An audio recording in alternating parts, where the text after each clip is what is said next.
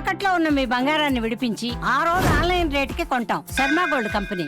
మధ్యప్రదేశ్లోని ఇండోర్కు చెందిన రాజా రఘువంశీ సోనంకి మే 11 పెళ్లైంది. ఈ కొత్త జంట హనీమూన్ కోసం మే 20న బయలుదేరారు. మొదట గువాహటి మీదుగా షిల్లాంగ్ వెళ్లి కామాఖ్య అమ్మవారిని దర్శించుకున్నారు. అక్కడి నుంచి చిరపుంజిలోని సోహ్రాకు బయలుదేరారు. ఇందుకోసం ఓ యాక్టివాను బుక్ చేసుకుని బయలుదేరారు. సోహ్రారీం అనే గ్రామ సమీపంలో వీరు నడుపుతున్న యాక్టివా కింద పడిపోయి ఉండటాన్ని పోలీసులు గుర్తించారు. తల్లిదండ్రుల ఫిర్యాదు మేరకు మిస్సింగ్ కేసుగా నమోదు చేసుకుని దర్యాప్తు ప్రారంభించారు మేఘాలయ పోలీసులు.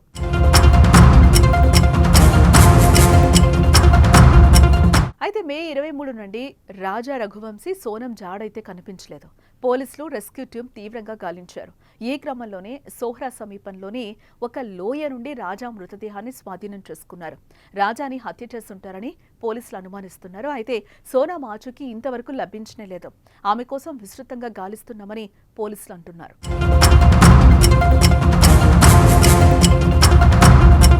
తన భర్తతో కలిసి కనిపించకుండా పోయిన సోనం ఆడియో ఇప్పుడు సోషల్ మీడియాలో వైరల్ అవుతోంది. ఈ క్లిప్లో అటవీ ప్రాంతాల్లో ట్రెక్కింగ్ చేస్తున్నప్పుడు సోనం ఆమె అత్తగారి మధ్య జరిగిన సంభాషణ ఉంది.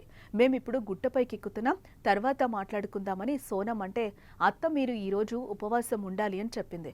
దానికి సోనం మాట్లాడుతూ, అవునవును, ఈ విహారయాత్ర కోసం నేను నా ఉపవాసాన్ని మానుకోను, చేస్తానత్తయ్య అని సమాధానమిచ్చింది.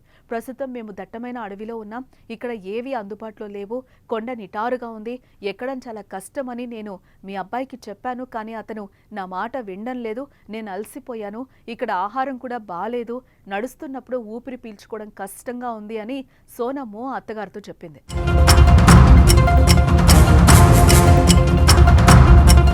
ఇక తల్లితో రాజా రఘువంశీ మాట్లాడుతూ, ఇప్పుడే శిఖరం పైకొచ్చాం, పండ్లు తింటున్నామమ్మా, నువ్వు పర్వతం పైకి ఎందుకు వెళ్ళావు, వెళ్తే వీడియో ఎందుకు షేర్ చేయలేదు అని తల్లి అడిగింది.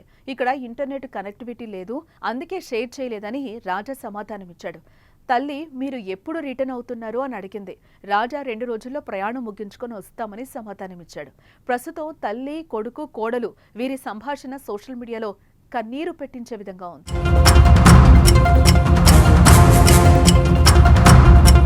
పోలీసులు స్థానిక గ్రామస్తుల సహాయంతో మే 24న గాలింపు చర్యలు ప్రారంభించారు.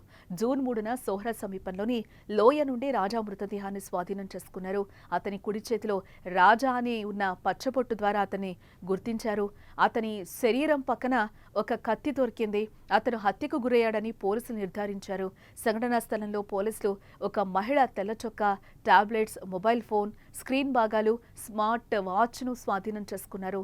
ప్రస్తుతం సోనం రఘువంశీ అన్వేషణ కొనసాగిస్తున్నామని పోలీసులు తెలిపారు.